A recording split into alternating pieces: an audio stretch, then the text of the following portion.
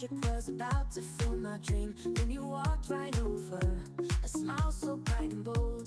Suddenly the season had a story to unfold. Every touch is sparked now, I'm feeling so brand new. This connection's grown stronger than the ocean blue. The days I didn't...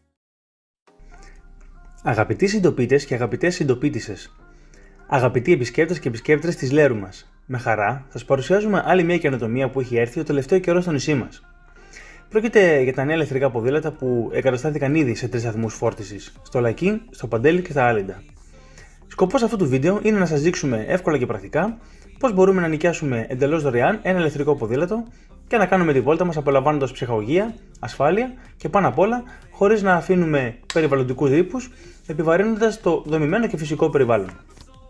Το πρώτο πράγμα και σημαντικότερο που πρέπει να κάνουμε πριν πάμε σε ένα σταθμό φόρτισης είναι να κατεβάσουμε την εφαρμογή e-bike sharing και να φτιάξουμε έναν λογαριασμό. Πάμε να δούμε αμέσως πώς γίνεται. Στο Google Play για συσκευές Android ή στο Apple Store για iOS αναζητούμε την εφαρμογή e-bike sharing και την κατεβάζουμε. Εφόσον κατέβει, την ανοίγουμε και μπαίνουμε στην αρχική οθόνη. Στο πάνω μέρος, όπως βλέπετε, έχει μια αγγλική σημαία.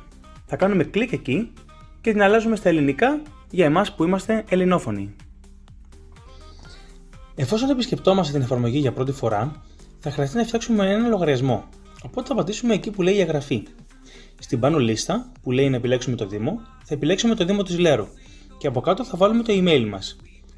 Αφού κάνουμε και τα δύο βήματα, θα πατήσουμε επαλήθευση σε email και θα μας έρθει ένα σύνδεσμο στο email μας για να επικυρώσουμε την εγγραφή μας. Μετά θα μας βγάλει αυτήν την οθόνη, όπου θα συμπληρώσουμε το όνομα και το επίθετό μας. Στον κωδικό επαλήθευσης θα βάλουμε τον κωδικό που έχει έρθει στο email μας, να επικυρώσουμε ότι όλα είναι σωστά. Και στα δύο τελευταία πεδία θα συμπληρώσουμε τον κωδικό που θέλουμε να έχουμε και τον οποίο θα χρησιμοποιούμε για να συνδεόμαστε στην εφαρμογή κάθε φορά που επισκεπτόμαστε και θέλουμε να νοικιάσουμε ένα ποδήλατο. Λοιπόν, εφόσον έχουμε ανοίξει και την τοποθεσία μας για να αναγνωρίζετε το γεωγραφικό μας στίγμα, εδώ στο χάρτη της Λέρου μας εμφανίζονται οι 3 σταθμοί φόρτισης με τα διαθέσιμα προς ενοικίαση ποδήλατα. Έχοντας μεταβεί σε έναν από τους σταθμούς, τον επιλέγουμε και μετά πατάμε προβολή ποδηλάτων. Την πρώτη φορά που θα χρειαστεί να νοικιάσουμε ένα ηλεκτρικό ποδήλατο, θα μας εμφανιστεί αυτό το μήνυμα για να κάνουμε πιστοποίηση λογαριασμού μέσω τραπεζικής κάρτας. Εδώ που βλέπετε, θα βάλουμε τα στοιχεία της τραπεζικής μας κάρτας, όπως κάνουμε όλες τις online αγορές μας. Θα μας χρεώσει 20 ευρώ, τα οποία μην φοβάστε, θα μας επιστραφούν πάρα πολύ σύντομα εφόσον έχουμε παραδώσει το ποδήλατο σε κάποιο σταθμό. Ο οποίος σταθμός δεν χρειάζεται να είναι ο ίδιος από τον οποίο παραλάβαμε.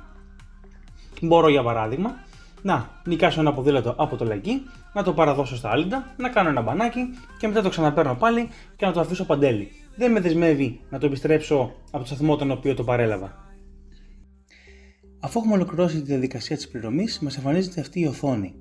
Βλέπετε στο πάνω μέρος ότι αναφέρεται πως η μέγιστη διάρκεια διαδρομής είναι 2 ώρες σε κάποιες άλλες οδηγίες για το ξεκλείδωμα του ποδηλάτου. Εμείς τώρα επιλέγουμε ένα από τα διαθέσιμα ποδήλατα με την πράσινη ένδειξη της μπαταρίας που λέει δίπλα διαθέσιμο, τα οποία συνήθως είναι στο 100% όταν τα παίρνουμε από τη βάση. Μετά την επιλογή του ποδηλάτου, θα μας ανοίξει στιγμιαία η κάμερα για να σκανάρουμε το κωδικό QR που βρίσκεται πάνω στο τιμόνι για να ολοκληρωθεί η σύζευξη. Αμέσως μετά θα ακουστεί ένα κουδούνισμα από το ποδήλατο, το οποίο μας καλεί να το τραβήξουμε από τη βάση. Είμαστε έτοιμοι για τη βόλτα μας. Εδώ αξίζει να σημειωθεί πως τα ποδήλατα έχουν γεωγραφικό εντοπισμό και αν βγουν εκτός του πράσινου σχήματος του χάρτη που βλέπετε, το ποδήλατο θα πάψει να υποβοηθείται ηλεκτρικά και θα είναι πολύ δύσκολο να οδηγηθεί λόγω του βάρους του. Αυτό σημαίνει ότι δεν μπορούμε να πάρουμε το ποδήλατο από το νησί. Στο χάρτη μπορείτε να παρατηρήσετε το μπλε στίγμα που δείχνει που βρίσκεται το ποδήλατο. Εγώ τώρα είμαι στα Άλυντα και στο κάτω μέρος έχει 2 επιλογές: τη στάση και το τέλος διαδρομής. Το κουμπί της στάσης το πατάμε αν θέλουμε προσωρινά να πεταχτούμε κάπου που δεν θα έχουμε το ποδήλατο υπό την επίβλεψή μας και δεν θέλουμε να μας το πάρει κάποιος άλλος. Αυτό που πρέπει να κάνουμε είναι, αφού πατήσουμε το κουμπί της παύσης, να βγάλουμε το καλώδιο που είναι στο πάνω μέρος της πίσω ρόδας και να το τοποθετήσουμε δεξιά στα πλάγια στην ένδειξη lock. Το καλώδιο, όταν μπει στην ειδική θέση, δεν θα μπορεί να αφαιρεθεί αν δεν πατήσουμε εμείς στη συνέχιση. Δείξτε μια ματιά πόσο εύκολο είναι.